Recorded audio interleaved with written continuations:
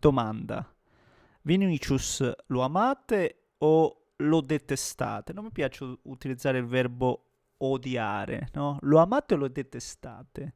Perché credo sia uno dei giocatori più divisivi dal punto di vista caratteriale, no? Una persona davvero irridente, e non lo dico con disprezzo, anzi, tutt'altro, perché io credo che abbia anche un carattere eh, davvero strong, perché dopo il primo gol mima le lacrime. Non gli interessa nulla, non gli interessa nulla, ragazzi miei, anzi, eh, risponde sempre alla provocazione, forse anche a volte è lui stesso che provoca, e qui poi magari si esagera, però la domanda resta: lo amate o lo detestate? Io detesto i cartellini rossi. Io detesto perché una partita dopo i primi 20 minuti avevamo materiale per vedere un'altra partita davvero spettacolare. In parte lo è stato ugualmente, perché comunque c'è stata gara, ma pesava il 3-0 dell'andata. Detesto i cartellini rossi, lo so, forse dirò qualcosa di assolutamente disfunzionale con quello che è il mondo del calcio e il regolamento stesso, però forse andrebbero trovate delle alternative, perché una partita del genere, dopo l'espulsione di Bernardo Silva, inevitabilmente perde, non dico di significato, sicuramente no, ma di spettacolarità senza ombra di dubbio. E proprio per questo motivo, delle 4 che ho viste, le ho viste tutte e 4, ragazzi, tutte e 4. Quella che mi ha tenuto incollato è stata proprio la partita delle 18:45, lo Sporting che dà 5 gol al Bodo Glimt, una roba incredibile. Ma ovviamente un'altra squadra, secondo me, che non lo so, parliamo sempre. Non è che parliamo sempre, io guardo un po' i social, un po' ovunque, il Bayern, giustamente, Real Madrid con l'impresa dell'andata, chi c'è,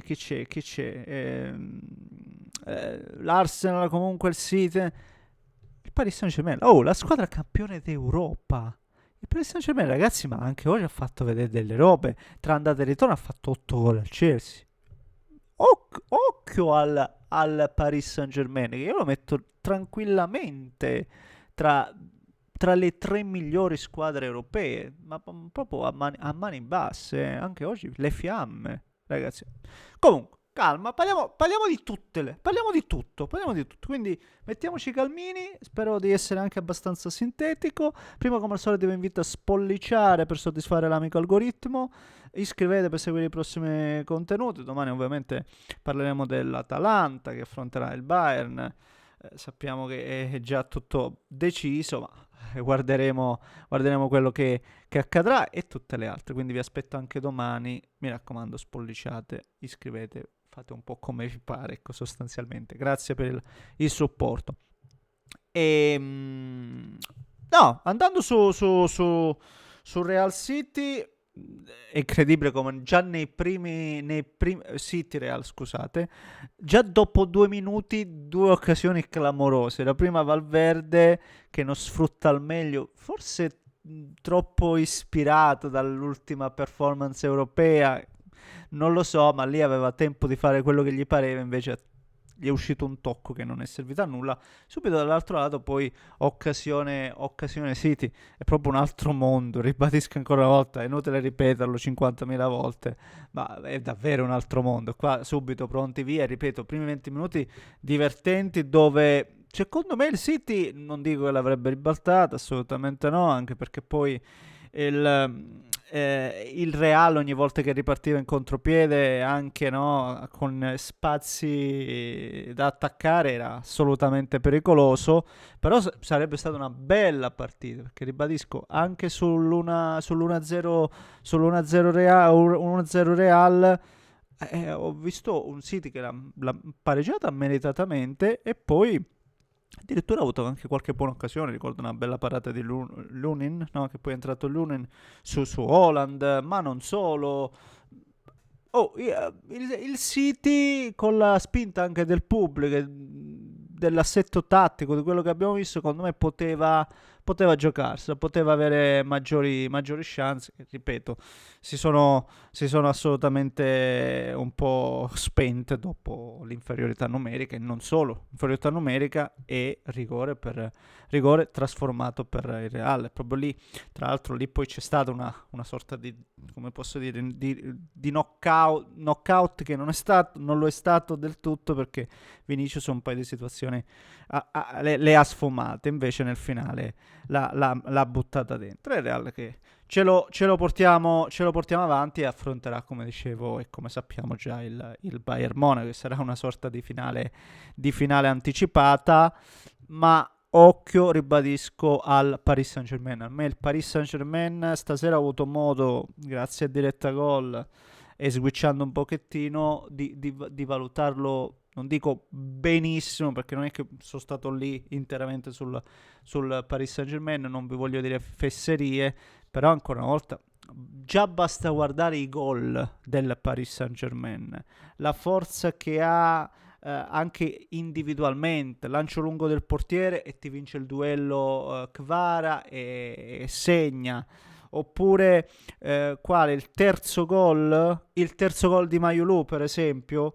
Ma avete visto come ribalta il fronte, con che velocità, no? Hanno una rapidità nel ribaltare il fronte con queste, ripeto, queste frecce, Kvara, Maiulu, Due, ma lo stesso Barcolà, che poi fa il secondo, un gol bellissimo, ragazzi, per come la controlla, e boom, tiro. E poi quando c'è anche da palleggiare, da addormentare, da girare a palla, sa fare un po' tutto il Paris Saint-Germain. Quindi squadra campione d'Europa, che quindi già adesso, no, sa come si vince. Giungici che viene da un campionato che secondo me non è che è un campionato stressante, dove ti stanca perché devi lottare punto a punto. Mi sento di dire occhio ancora una volta al Paris Saint-Germain. Io non lo metto, oggi non lo metto, non lo so, forse di una fesseria, non lo metto neanche sotto al Bayern. Per me c'è da giocare, c'è veramente da giocare. È una squadra che, ripeto, mi impressiona per come sa sia palleggiare, sia ribaltare il fronte con velocità. Ripeto, ho parlato delle frecce davanti, ma senza tener conto delle frecce che hanno dietro. E quindi una squadra che ha una forza clamorosa. Quindi occhio anche al Paris Saint-Germain, senza ombra di dubbio. L'altra squadra che forse è stata la partita più equilibrata tra andata e ritorno, parlo di Arsenal-Leverkusen, però oggi abbiamo visto che poi l'Arsenal, quando si tratta di portare a casa il risultato, lo sta facendo sia in Premier League, dove, no, ha di nuovo aumentato il gap, e stasera anche in Champions. Squadra concreta, squadra tosta, bilanciata, e che ha dei colpi. Anche l'Arsenal ha colpi e fisicità. La fisicità di Declan Rice, che abbiamo visto capace di arrivare prima e battere tutti sul tempo, e poi accomodarla con una precisione chirurgica, no? Vicino al palo, anzi ha proprio toccato il palo. Ma il primo gol è bellissimo, cioè il primo gol è bellissimo, con la capacità di girarsi e il tiro di Eze.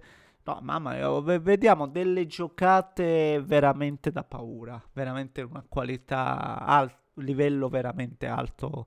Poi una squadra tosta, rocciosa, ripeto, che difende anche molto bene, difende molto bene, e quando magari ti porti il nemico in casa, una delle poche volte in cui l'avversario tira, ha fatto una paratona Raya nel finale clamorosa, ma veramente tanto di cappello. Quindi anche l'Arsenal, forse no, mettiamo un po' sotto rispetto alle altre, per altre intendo Real, Bayern, ripeto, magari lo stesso Paris Saint-Germain per quanto mi riguarda, assolutamente la metto forse un po' sotto, perché anche per experience, come si suol dire, no, la vediamo un po' indietro. Però squadra che ha caratteristiche totalmente diverse dalle altre che ho citato, quindi è un po' una sorta di mina vacante in tal senso. E affronterà lo Sporting Lisbona. Ragazzi, è stata una partita bellissima. Sporting Bodo è stata una partita bellissima. Ehm, c'è stata una sola squadra in campo, lo Sporting. C'è stato un mismatch clamoroso tra la partita d'andata e quella di ritorno. E forse, essendo che incide davvero così tanto, senza prenderci in giro, incide tanto il sintetico e tutta sta roba qua, lo vediamo, ha proprio un'altra velocità, è un'altra musica, un'altra storia. E forse c'è da sistemarla anche questa faccenda. Però, per quanto mi riguarda, proprio per questo motivo, poi ci arrivo, no? Ci arrivo parlando dell'Inter. Perché lo Sporting dopo 10 minuti poteva fare 4 gol. Dopo 10 minuti ha avuto 4 occasioni lo Sporting. Una forza motrice clamorosa. Poi la sblocca da palla inattiva, continua a giocare, continua ad attaccare con Trincao, il 10 là, Katame, come si chiama, scusate, l'attaccante che ha fatto gol. Ehm, il centrocampista ex Lecce, no, Julman, come si chiama, in mezzo al campo, veramente tosto. Ma una squadra Gonzalves mi ha fatto veramente divertire per la velocità, la rapidità pure d'esecuzione delle varie giocate. Ti arrivavano in aria con 6-7 uomini e andavano sempre alla conclusione. Hanno veramente macinato, subito praticamente una traversa che no, ha preso la palla, è andata su, è ritornata di nuovo a scendere e ha colpito nuovamente la traversa. Ma l'unica occasione, ripeto, su una palla inattiva. Però per il resto è stato un monologo. Sporting mi ha dato subito la sensazione, ribadisco, dopo 10 minuti, che questi qua non si sarebbero arresi finché non gli facevano veramente quei 3 gol. E dopo i 3 ne sono arrivati altri 2, 5-0, punto, stop. Grande partita dello Sporting, divertimento, giocate, c'è stato veramente tutto. Però devo dire che il Bodo, per quanto ha fatto il suo, perché sei arrivato a giocarti gli ottavi, tanta roba. Però se esci così, non eri proprio. Non passiamo da un eccesso all'altro. Non voglio dire di nuovo squadre. No, non ce ne so. Quando arrivi agli ottavi, non sono squadre materasso, ma squadre che avevano dei punti deboli, sì. Un punto debole, sì. O sbaglio, questo assolutamente sì. Il problema è che faccio il confronto con la partita che ha giocato l'Inter. Non parlo tanto dell'andata, ripeto, dove tu puoi perdere, puoi perdere. Ma al ritorno in casa tua doveva essere un assedio, come è stato oggi per lo Sporting. A casa mia comando io e ti faccio vedere che ti posso far male. L'Inter, oltre, ribadisco, a perdere nuovamente, non mi aveva quasi mai dato la sensazione di poter fare male al Bodo. Questo è il discorso. È come se il Bodo, no, avesse trovato un equilibrio perfetto, una fase difensiva centratissima. Invece poi abbiamo visto oggi che è una squadra assolutamente battibile. Assolutamente. Non sto dicendo adesso squadra scarsa. No, ma squadra battibile. Assolutamente. Quantomeno scalfibile. Vedere l'Inter che dal primo minuto invece andava sempre a sbattere contro questa difesa senza trovare mai il modo di superarla. E guardo la partita di oggi e mi ritrovo un po' scioccato, un po' spiazzato quanto meno. Merito anche delle qualità anche individuali, no?